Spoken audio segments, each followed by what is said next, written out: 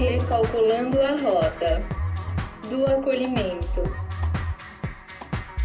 Recalculando a rota da transformação.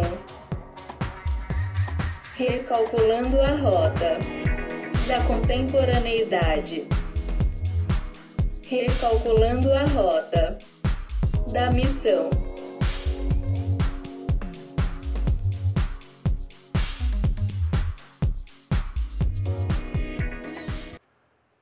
Bom dia, você que está aí conosco agora, ao vivo.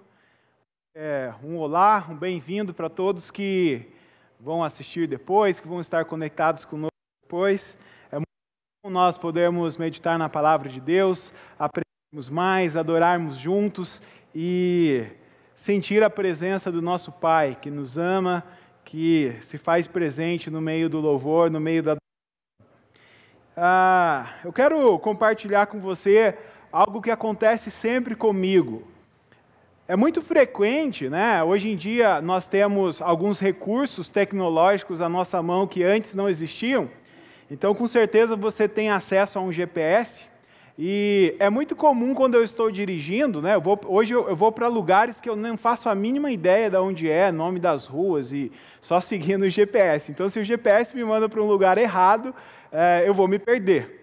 Mas é muito comum eu me perder, mesmo o GPS me dando a direção certa, porque às vezes eu estou dirigindo e aí eu estou orando, ou eu estou pensando em alguma coisa, ou conversando com a pessoa que está ao meu lado, e o que acontece é que eu me distraio e perco uma entrada. Eu tinha que virar à direita, aí por questão de segundos eu descuido e passo a entrada, e aí é aquela coisa, né? O GPS precisa recalcular a rota, e às vezes você tem que dar uma volta bem grande para chegar onde você queria. E isso acontece com frequência, né? É questão de segundos. E aí o Mário,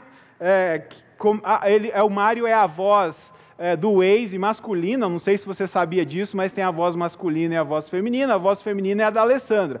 A Alessandra é aquela que fala para você o nome de todas as ruas 3 vezes, e depois que ela repete o nome da rua, ela fala mais um monte de coisa e você fica perdido. O Mário só fala assim: vire à direita, vire à esquerda, siga em frente. O Mário poupa palavras, então eu prefiro o Mário.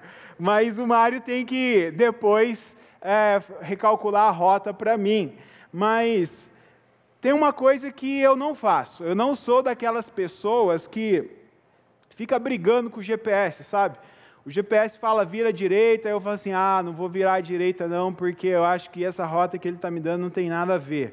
Eu não sou assim. Bom, eu sei que tem gente que briga com o GPS, mas eu queria saber de vocês que estão aí conectados conosco. Escreva aí no chat.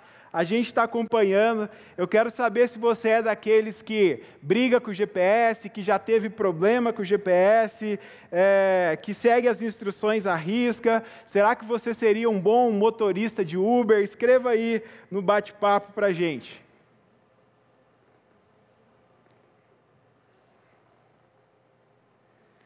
Uma vez eu estava indo para o seminário em Campinas e eu peguei um motorista de Uber que era desses que teimam com o GPS, que ele acha que ele não tem que seguir as orientações do GPS. E eu não preciso nem falar o que aconteceu, né? A minha viagem se tornou bem mais longa. O pastor Ricardo está dizendo aqui que ele é um dos que briga com o GPS. Vamos lá, pessoal, comenta aí que eu estou lendo aqui.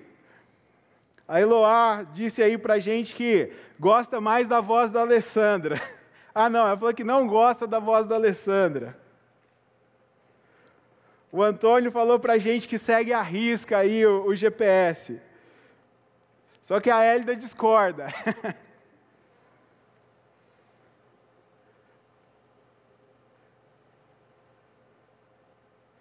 Pois é, então, aqui a Adriana está dizendo para a gente, né, a Cecília, aliás, que eu discordo da Alessandra, mas sabe o que acontece, gente? Eu não sei se isso acontece com vocês, mas quando a gente está perdido, se a pessoa começa a falar mais, eu sou daqueles que eu me perco mais ainda, eu começo a ficar nervoso.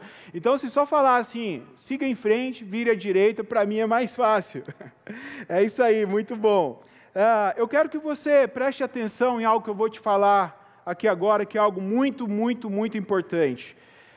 Hoje em dia, é muito fácil nós perdermos a rota. É muito fácil nós perdermos a rota. Sabe por quê? Porque a contemporaneidade, o mundo contemporâneo oferece muitas distrações para nós. Coisas para a gente pensar, coisas que nos distraem. E é muito fácil nós nos perdermos enquanto nós estamos nessa jornada da vida. E uma das propostas nossa como igreja, uma das propostas que nós temos é ser uma igreja contemporânea. Isso está na nossa visão, né? Nós afirmamos que nós somos uma igreja centrada na palavra, uma igreja acolhedora, uma igreja missional, e afirmamos que somos uma igreja contemporânea. E, de forma bem simples, um dos significados da palavra contemporâneo é aquilo que acontece no tempo presente, é uma coisa que acontece no mesmo tempo em que você está vivendo. Então, quando nós dizemos que queremos ser contemporâneos, é uma resposta àquelas igrejas ou aqueles movimentos de igrejas mais tradicionais, que na verdade não tem problema nenhum ser tradicional, a tradição tem coisas muito boas, mas que seguem um tradicionalismo cego, né? Você já deve ter escutado aquele tipo de conversa assim, nós não vamos tocar tal música porque tal música não está no nosso inário. Você já deve ter escutado isso. Ou então, você já deve ter escutado aquela discussão de nós não vamos ter guitarra e bateria nessa igreja, porque guitarra e bateria são coisas que são do mundo, são coisas seculares. E por aí vai, né? Eu já vi discussões, por exemplo, a respeito de multimídia. Esse recurso que nós estamos usando, data show, né? Até o nosso antigo e velho retroprojetor, alguns de vocês com certeza devem lembrar aí, haviam discussões, a gente deve usar ou não deve usar, em nome de um tradicionalismo cego. Então, quando nós dizemos que nós somos contemporâneos, nós estamos reconhecendo que nós somos uma igreja que existe no presente e que precisa usar recursos, frutos da graça comum de Deus, que muitas vezes não se originaram dentro da igreja. Muitas vezes o desenvolvimento ele não surge dentro da igreja. Nas mais diversas áreas, no teatro, nas artes em geral, na música, a própria tecnologia. Seria muito bom se a igreja proporcionasse isso, e eu até gostaria muito, mas nós vemos que a maioria das vezes não acontece isso. Só que nós precisamos ter o equilíbrio e a sabedoria de reconhecer que existem sim coisas boas que são produzidas fora, né, do ambiente eclesiástico, vamos dizer assim.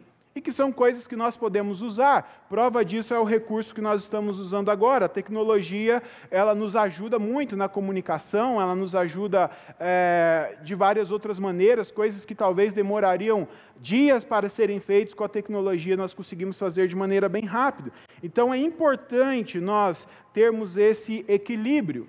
Agora, eu quero chamar a sua atenção de novo, porque embora a gente tenha coisas boas que são produzidas pelo mundo moderno, né, pelo mundo contemporâneo, nós temos também alguns desafios presentes que são muito reais e que com certeza você está vivendo nesse tempo, nesse momento que se iniciou aí em 2020 e que está se estendendo até 2021.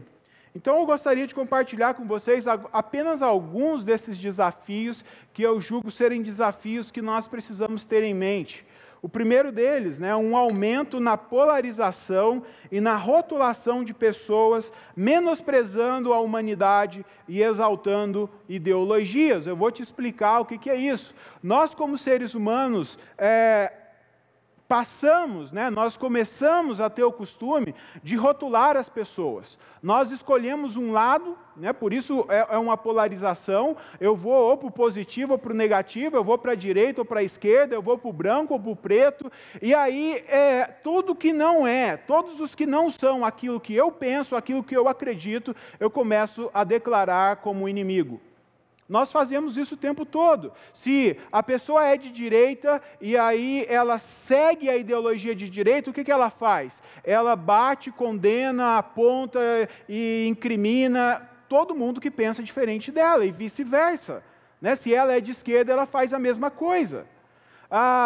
E eu não estou falando só de política, isso podia ficar só no futebol, né? Mas não, isso se estende a muitas outras coisas, ideologias sociais, ideologia de gênero, tantas outras coisas, e até mesmo a própria religiosidade. Nós temos uma briga hoje que, para mim, não faz o mínimo sentido, uma briga teológica de calvinistas contra arminianos, e aí a pessoa se denomina calvinista e ela começa a apontar todos os erros da pessoa, só que o problema não é esse, o problema é que a pessoa começa a rotular o outro, percebe? Não tem um ser humano ali tem um arminiano, e se não é um ser humano criado à imagem e semelhança de Deus, então ele não tem valor, é só um rótulo, é só uma coisa. E esse é um problema que nós estamos vivendo na nossa sociedade contemporânea. Outra coisa, uma rejeição a qualquer verdade absoluta. Isso é algo muito forte, não existe verdade absoluta. Tudo é questionável, tudo é relativo.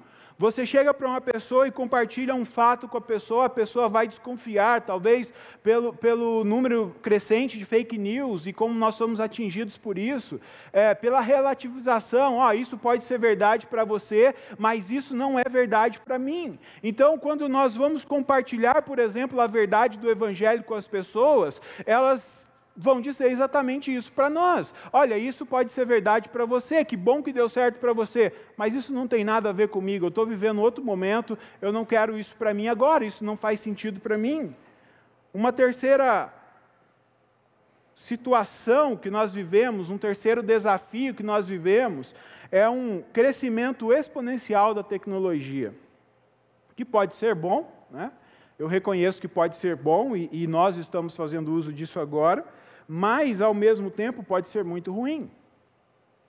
A tecnologia afeta a nossa vida como um todo. Eu tenho certeza que em alguma área da sua vida você faz uso da tecnologia, seja no trabalho, no lazer, entretenimento, talvez aprendendo alguma coisa nos seus estudos, mas nós fazemos, e isso se intensificou no último ano que nós vivemos. Um aumento exponencial da tecnologia, que muitas vezes é bom, como eu disse, mas também, muitas vezes, rouba toda a nossa energia, leva embora todo o nosso tempo, e pior, muitas vezes toma até mesmo o lugar de Deus na nossa vida. E eu quero compartilhar com você um quarto desafio que é colocado por um autor chamado Eugene Peterson, que ele diz assim: nós temos uma tendência a olhar para a vida com a ótica jornalística. Buscamos o grande, valorizamos o extraordinário e exaltamos o glamuroso. A espiritualidade pós-moderna é assim, glamurosa e pragmática. O conceito de bênção tornou-se sinônimo de sucesso. Grandes experiências, acontecimentos fantásticos. Só se reconhece como verdadeiro aquilo que é pragmático. Isso é algo que o Eugene Peterson coloca, que eu concordo com ele plenamente. Nós começamos a buscar receitas de bolo, um pragmatismo, né, que vai nos dar não um bolo, mas vai nos dar o bolo perfeito e mais maravilhoso do mundo, para a gente tirar uma foto e colocar na internet. Não importa nem se você vai comer e o bolo está bom, mas tem que ficar bom na foto. Mas o fato é que nós começamos a procurar receita de bolo para tudo. E nós queremos que tudo seja o melhor, tudo seja extraordinário, tudo seja grandioso. Mas nós deixamos de ver o ordinário, as coisas comuns do dia a dia que também são lindas. Nem todo dia tem eclipse, mas o sol é lindo e maravilhoso e a lua também. Mas nós muitas vezes estamos procurando só esse momento específico. E perdemos de vista as coisas simples da vida. Tem uma música que fala sobre isso, uma música de uma banda que eu ouvia muito na minha adolescência, que o autor fala exatamente isso. Ó coisas simples, para onde vocês foram? Não tem mais coisas simples. As coisas agora elas precisam ser maravilhosas, elas precisam ter um brilho, elas precisam ser extraordinárias. Mas nós deixamos de dar valor a coisas tão boas que acontecem no nosso cotidiano. Agora, o que seria uma boa rota para a gente diante de tudo isso? Como vencer esses desafios? Como ter uma rota equilibrada, que nos permita viver a contemporaneidade e, ao mesmo tempo, nós não perdermos de vista o que é essencial, o simples e até mesmo aquilo que Jesus conquistou para nós na cruz do Calvário. Como nós podemos fazer isso? Todos esses desafios são obstáculos que nos fazem perder a rota. Infelizmente, o que eu mais tenho visto são discípulos de Jesus que estão se perdendo com essas distrações. Talvez esse seja o seu caso, não sei. Talvez se você olhar para 2020, você vai ver que a maior parte do seu tempo você passou diante de uma tela e não era assistindo culto, não era assistindo pregação e muito menos sendo edificado pela palavra de Deus. Talvez você leu muito, mas você não conseguiu ler nenhum livro inteiro da Bíblia. Talvez você gastou muito tempo com tantas coisas, mas você não teve tempo com a sua família. Então, aonde será que a gente está se perdendo? Um dos textos mais relevantes quando nós falamos desses desafios para mim, são as palavras de Jesus que se encontram lá em João capítulo 17, e eu gostaria de te convidar a acompanhar comigo essa leitura na sua Bíblia, no seu aplicativo. Leia comigo esse texto, são palavras de Jesus, são palavras maravilhosas. João, capítulo de número 17, versículo de número 6 a 23. Nesse texto nós encontramos pelo menos duas afirmações de Jesus sobre os seus discípulos, podem ser até três, que precisam ser uma verdade na nossa vida, se nós queremos recalcular a rota da contemporaneidade. João 17, 6 a 23. Leia comigo. Palavras de Jesus. Eu revelei o teu nome àqueles que do mundo me deste. Jesus está fazendo uma oração ao Pai aqui. Eles eram teus, tu os deste a mim, e eles têm obedecido a tua palavra. Agora eles sabem que tudo o que me deste vem de ti, pois eu lhes transmiti as palavras que me deste, e eles as aceitaram.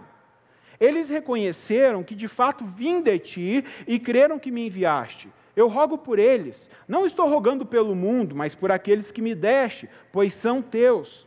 Tudo o que tenho é teu e tudo o que tens é meu, e eu tenho sido glorificado por meio deles. Não ficarei mais no mundo, mas eles ainda estão no mundo, e eu vou para ti. Pai Santo, protege-os em teu nome, o nome que me deste, para que sejam um, assim como somos um.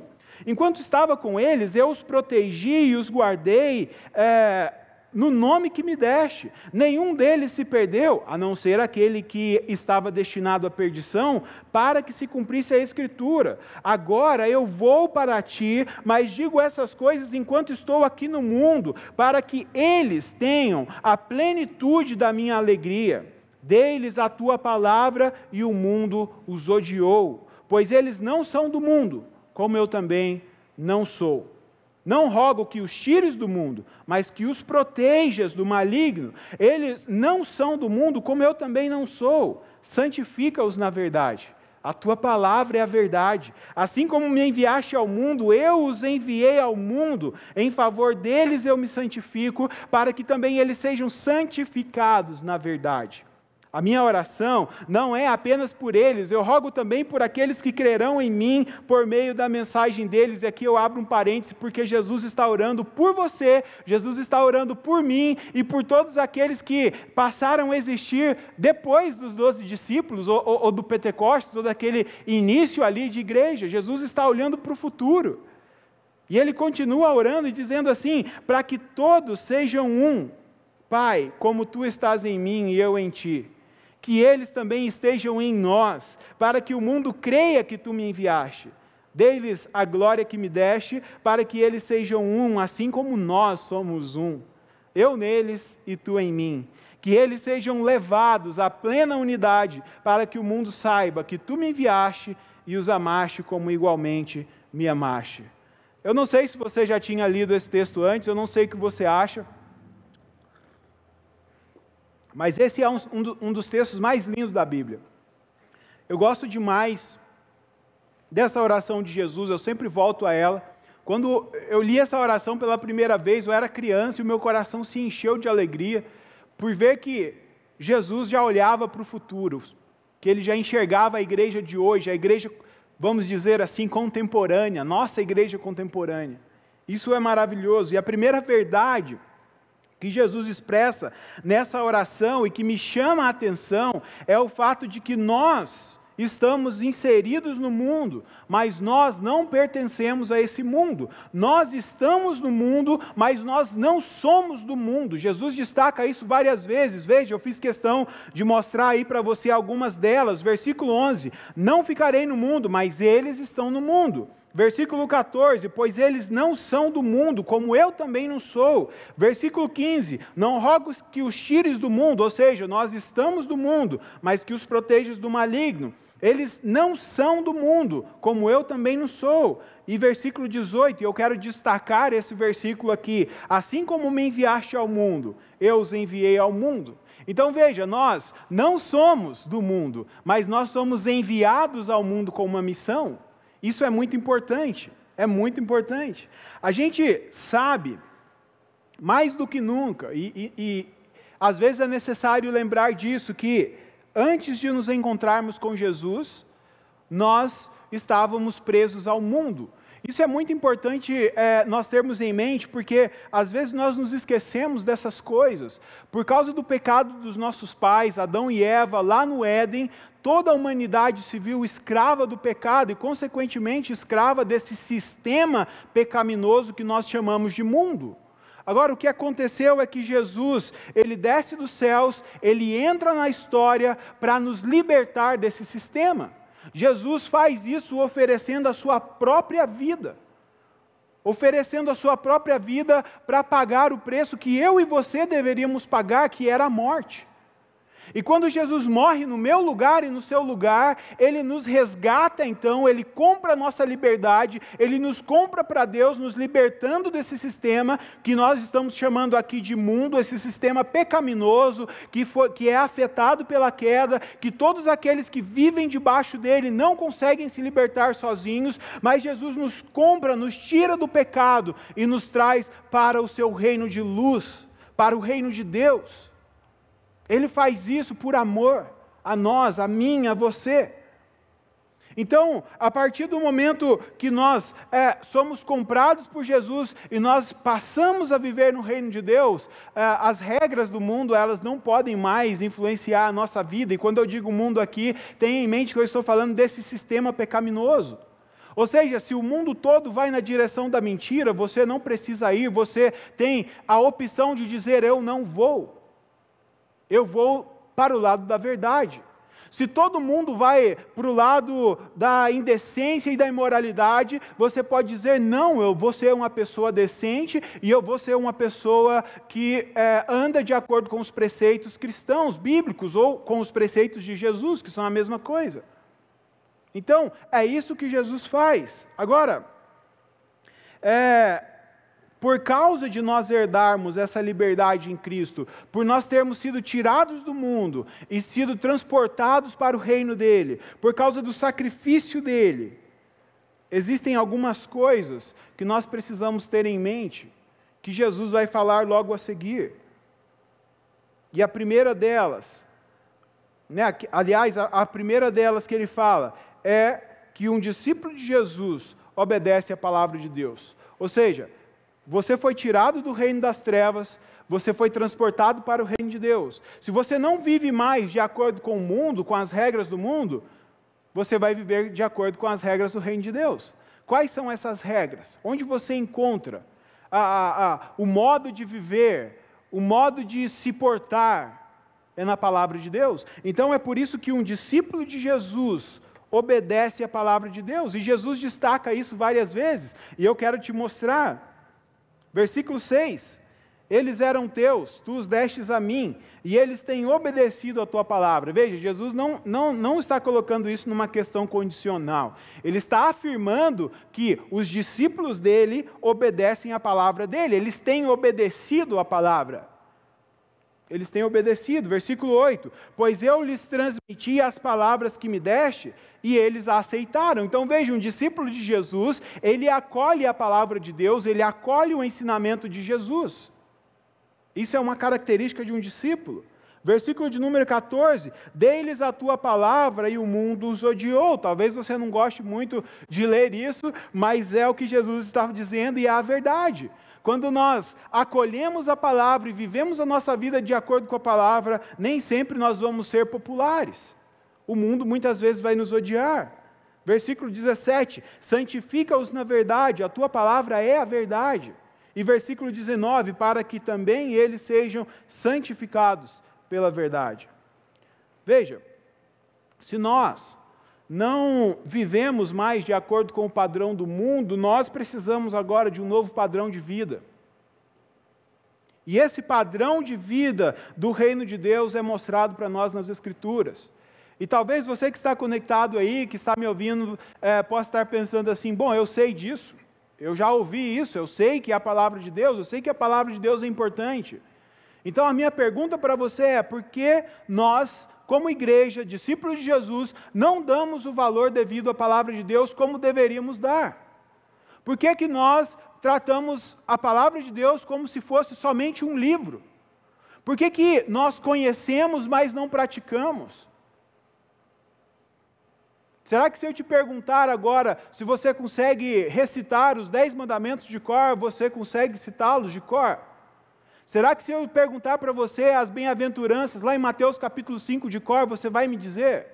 Ah, David, mas eu não me dedico a memorizar a Bíblia. Pois deveria, porque a Bíblia manda você decorar a Bíblia.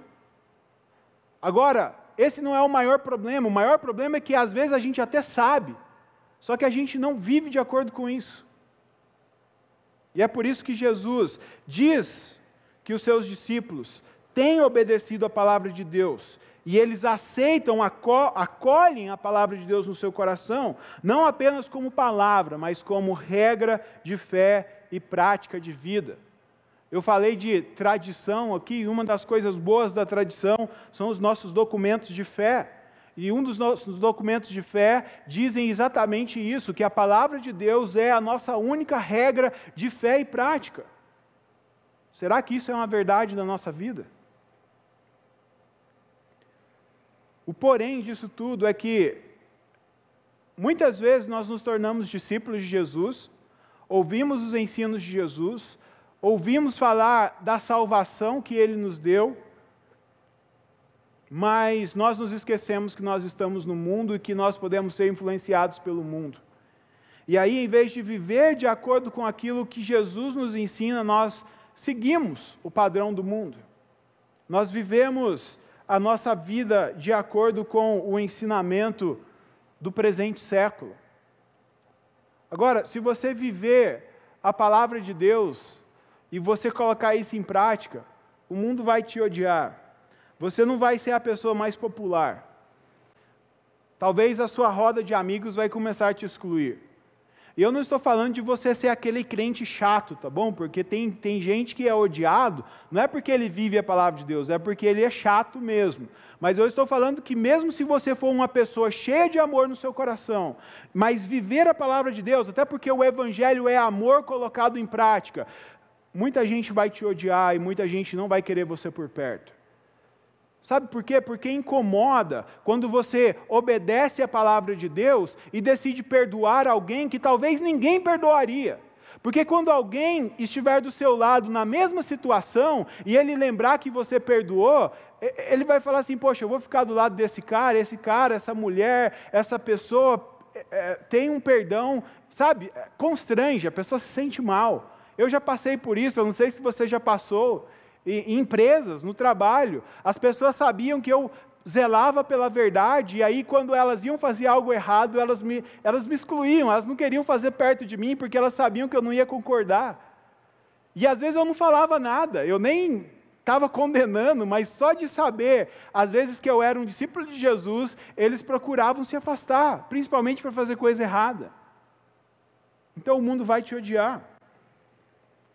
Ser santificado pela palavra, que Jesus nos diz aqui, significa que você é separado pela palavra, separado do mundo para o reino de Deus. E isso traz também alguns desafios para cada discípulo de Jesus que está inserido nesse mundo contemporâneo. E eu quero compartilhar isso com você. Se nós somos norteados pelo Evangelho, Nós não podemos nos entregar a essa onda de polaridade que eu citei aqui antes, onde as pessoas são rotuladas e tratadas por rótulos e não como seres humanos criados à imagem e à semelhança de Deus. Não podemos. Se eu sigo o reino de Deus, se eu pertenço ao reino de Deus e sigo a palavra de Deus, eu preciso olhar para as pessoas da forma como o Evangelho me ensina a olhar, da forma como a palavra de Deus me ensina a olhar, da forma como Jesus olha, e Ele olha com amor. Ele vê pessoas que foram criadas à imagem e semelhança de Deus, e que precisam ser alvos da graça de Deus. Ele não vê coxinha, tá bom? Ele não vê 13, ele não vê bolsominion, ele não vê branco, negro. Jesus olha e vê alguém criado à semelhança do Pai, a semelhança de Deus, e Ele o ama. Então, meu irmão, minha irmã, não importa o seu partido político, não importa a ideologia que você colocou na sua cabeça, você precisa entender que se você está no reino de Deus, você precisa amar as pessoas e enxergar pessoas. Não trate as pessoas de acordo com a sua ideologia, trate elas de acordo com a palavra de Deus, de acordo com o Evangelho. Jesus morreu por essa pessoa que muitas vezes você está ofendendo por causa de um político. Para com isso.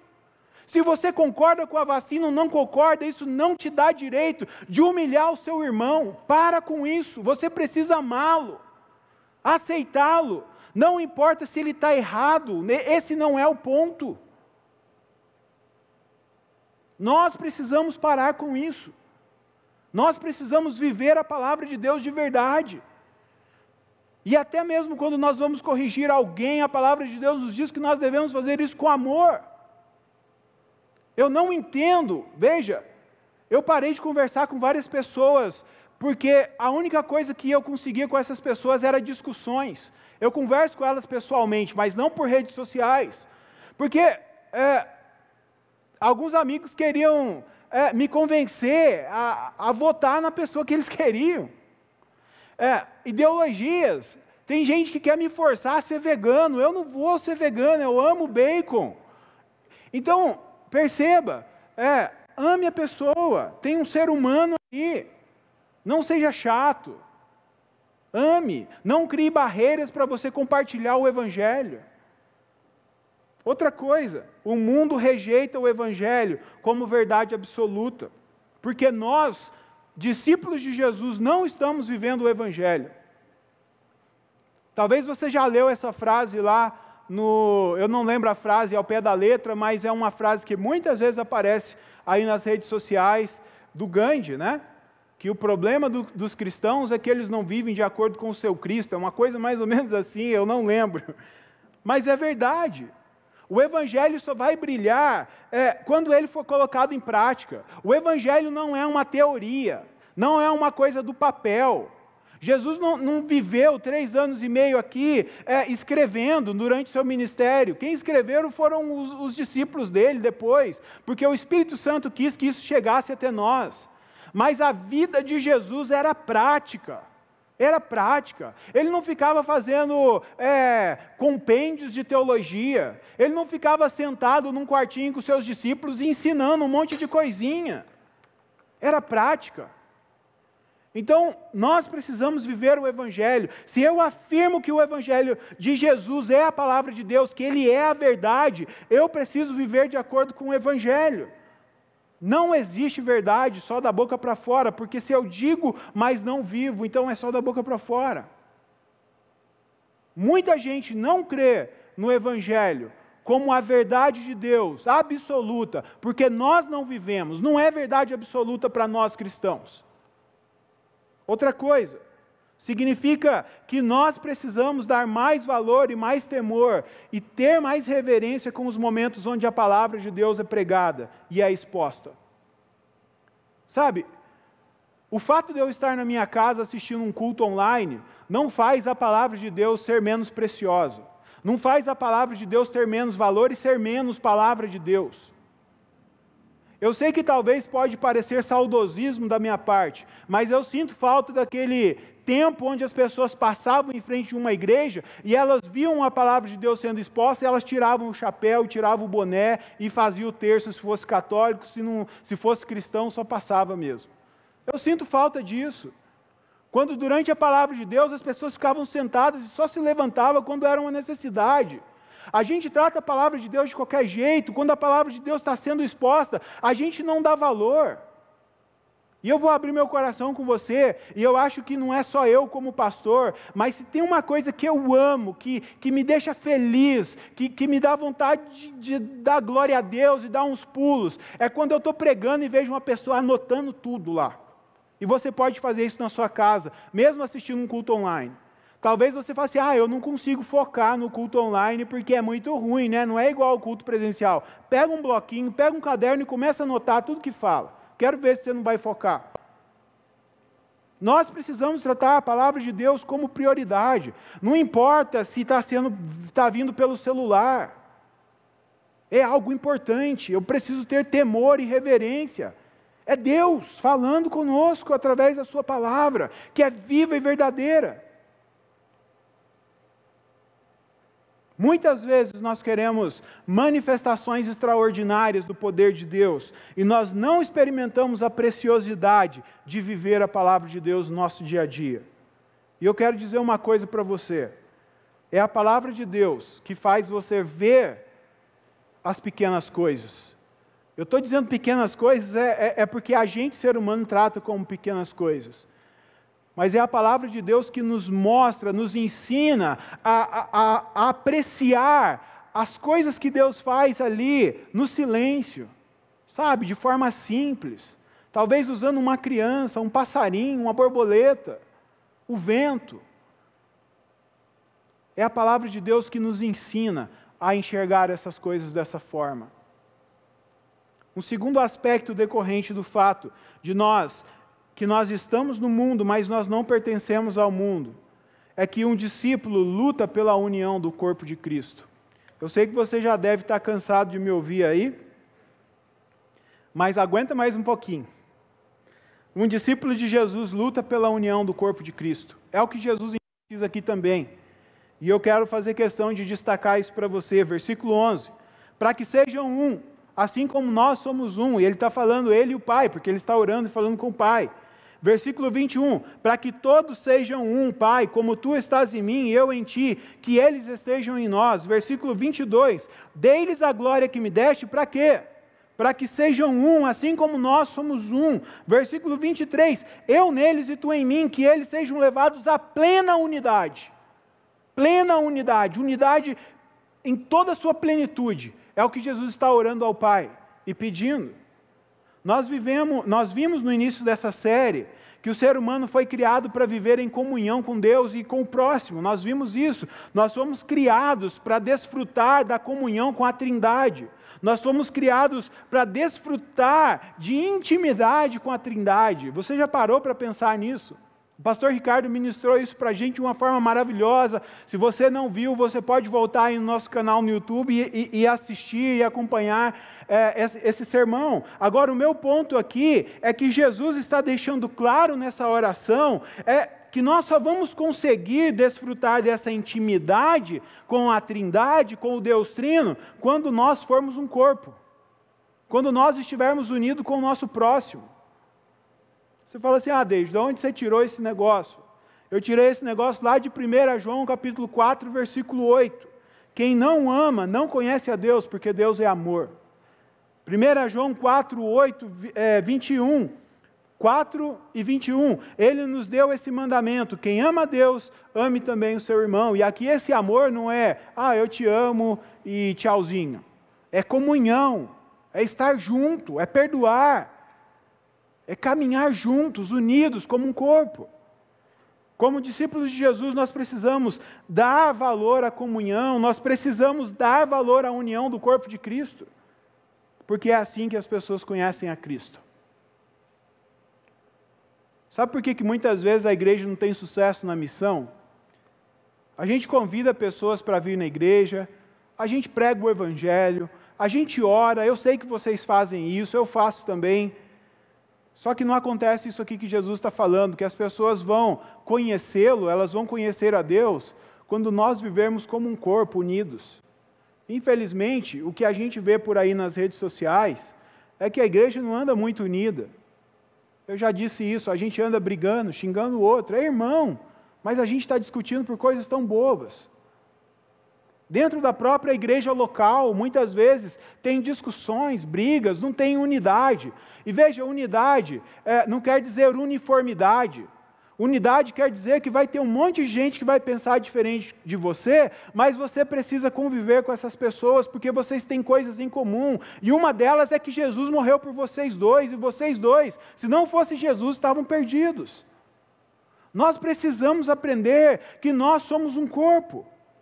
É através da nossa união como povo de Deus que as pessoas vão crer que Jesus é o Filho de Deus, enviado pelo Pai.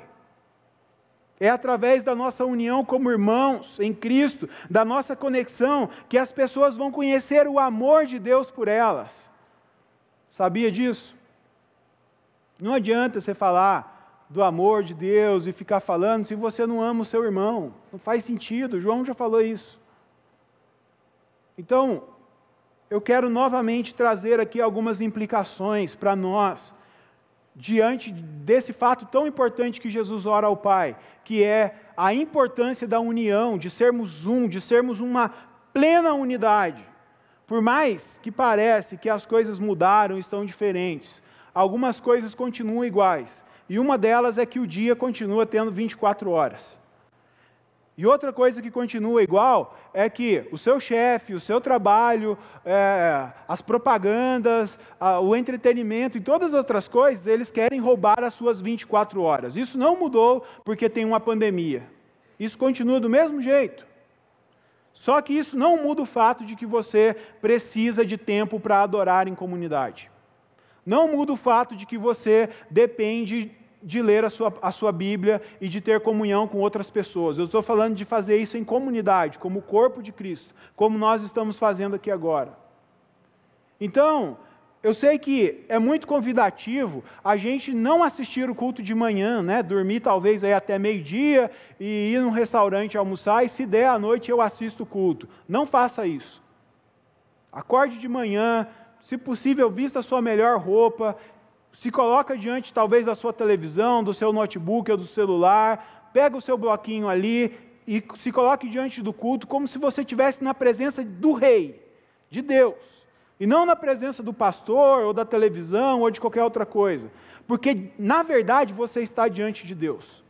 Adore a Deus. Sabe, eu sei que vai parecer loucura, talvez você não vai conseguir fechar o olho e levantar a mão na sua casa, mas cante. As letras são projetadas para você participar, feche o seu olho, diga: Senhor, Tu és santo mesmo, eu te louvo. Escreve aí no chat, se você ficar com vergonha de falar, o seu vizinho ouvir. Escreve aí: Senhor, Tu és santo mesmo, eu te adoro.